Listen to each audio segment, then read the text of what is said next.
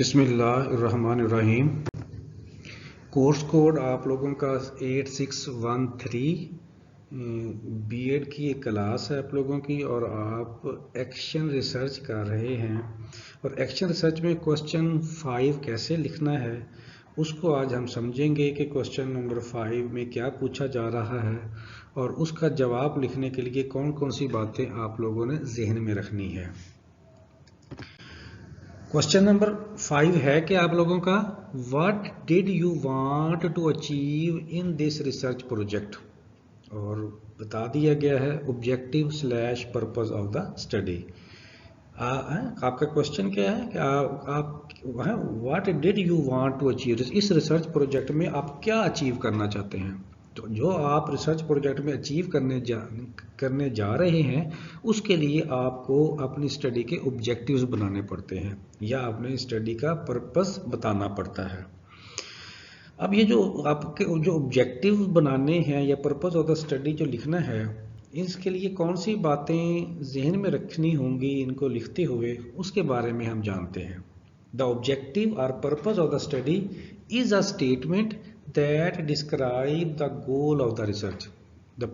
आपके पास ऑब्जेक्टिव या purpose of the study की जो स्टेटमेंट है ये किस मकसद के लिए है कि आपके रिसर्च के गोल को डिस्क्राइब करने के लिए। ऑब्जेक्टिव या पर्पस ऑफ द स्टडी जो है वो क्लियर एंड कंसाइज एक्सप्लेनेशन आप मुहैया करते हैं कि आप अपनी स्टडी के थ्रू क्या अकम्प्लिश करना चाह रहे हैं। यहाँ पे कुछ स्टेप्स दिए हुए हैं, उनको हम वन बाय वन पढ़ते हैं कि जिससे हमें पता चलेगा कि अपने ऑब्जेक्टिव या research purpose of the study लिखते हुए कौन सी बातों को ज़हन में रखना है। सबसे पहले है आइडेंटिफाई द रिसर्च क्वेश्चंस और प्रॉब्लम।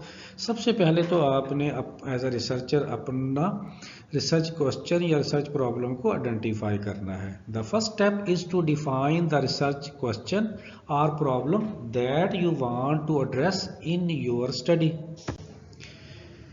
नेक्स्ट जो स्टेप आपने जहन में रखना है वो है डिटरमाइन द स्पेसिफिक एम। आपको क्लियर पता होगा आपका स्पेसिफिक एम क्या है। Once you have identified the research question और problem, determine the specific aim of the study. This will help you to focus your research and determine what you have to achieve through the study. ठीक है ना, तो इससे आपको पता चल जाएगा कि आपका जो टॉपिक है उसमें आपका फोकस क्या है, क्योंकि आपका जो ऑब्जेक्टिव है आपके टॉपिक को मज़ीद फोकस कर देता है कि आपने इस टॉपिक में एक्चुअली अपना अचीव क्या करना है, आपका जो गोल है या एम है।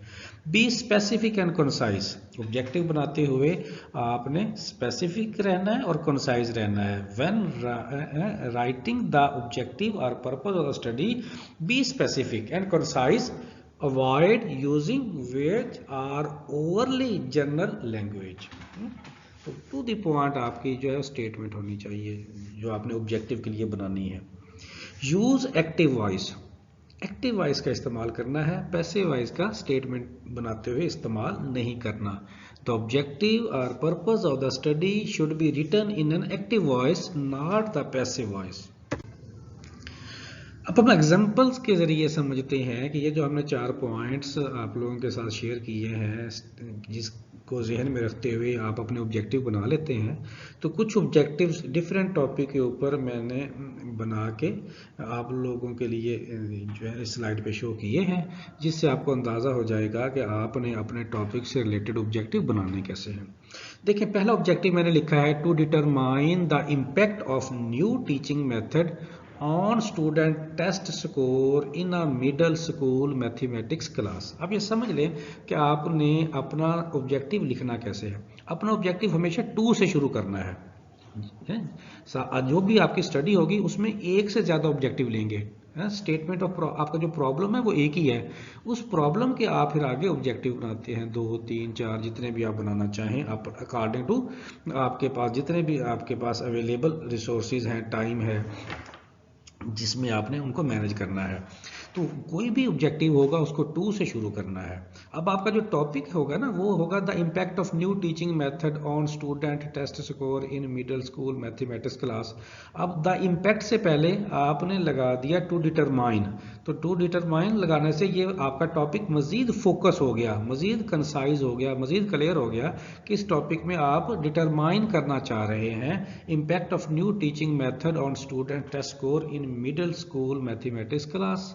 ठीक, इसी तरह एक और मैंने एग्जांपल के तौर पर ऑब्जेक्टिव लिखा, उसमें आपका जो प्रॉब्लम है या टॉपिक है वो होगा the relationship between physical activities and stress level among college students.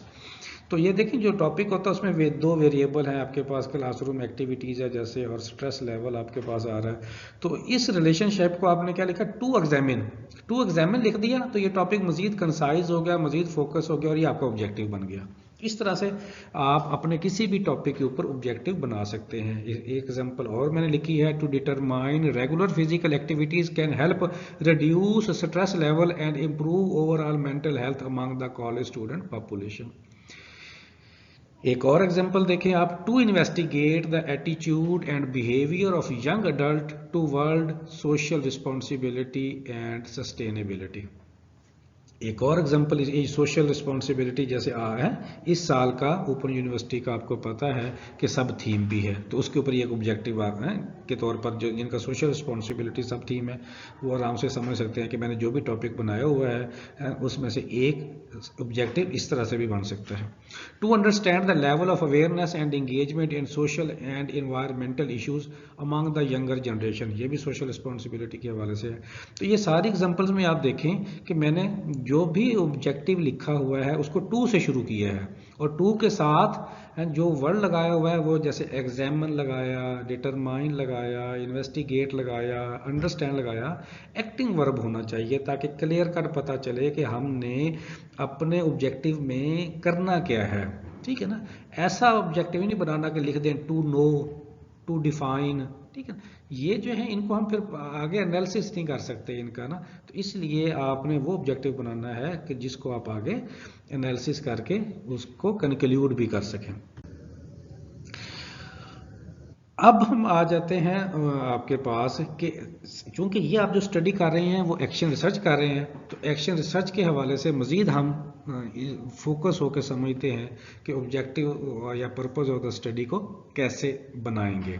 The objective या purpose of the study on social responsibility मैंने एग्जांपल के तौर पर ले लिया कि हम ऑब्जेक्टिव बनाते हैं सोशल रिस्पॉन्सिबिलिटी के ऊपर इन students through action research is to examine and understand the way in which student can be more engaged in social responsibility initiative and how these initiative can positively impact their community। तो जब आपने objective बनाना है social responsibility के ऊपर है तो आपने to examine से या टू अंडरस्टैंड से आप अपना ऑब्जेक्टिव बना सकते हैं। तो मकसद क्या होगा सोशल रिस्पॉन्सिबिलिटी के ऊपर ऑब्जेक्टिव बनाने का, तो आप अचीव क्या करना चाह रहे हैं कि टू एग्जामिन करना चाह रहे हैं या टू अंडरस्टैंड करना चाह रहे हैं द वेज, मुख्तलिफ वेज हैं इन वे स्टूडेंट्स, जिसमें स्टूडेंट्स को इंगेज किया जाए सोशल रिस्पॉन्सिबिलिटी के थ्रू है बच्चे सोशल रिस्पॉन्सिबिलिटी के इनिशिएटिव के जरिए एंड हाउ दीज इनिशिएटिव, और किस तरह से ये जो सोशल रिस्पॉन्सिबिलिटी के इनिशिएटिव जो हैं पॉजिटिवली इम्पैक्ट डालेंगे देयर कम्युनिटी के ऊपर। The study aims to determine the effectiveness of various strategies. तो जब आप ये जो स्टडी है वो आपके पास क्या करती है, determine the effectiveness of various strategies.